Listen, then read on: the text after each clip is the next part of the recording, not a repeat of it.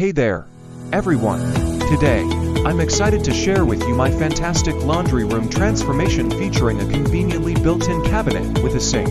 This innovative setup includes both shelves and a drawer for storage, and most importantly, it houses my trusty washing machine and dryer. Now, let's talk about the best part of this setup. Doing laundry has never been easier. All I have to do is open the top drawer, fill it with dirty clothes, and voila! My laundry is ready to be washed. The shelves are perfect for storing cleaning supplies or any other household items you'd like out of the way. One of the standout features is the built-in sink. It's super handy for when I need to wash my dogs or clean up any spills. And let me tell you, it's so much more convenient than carrying a bucket around.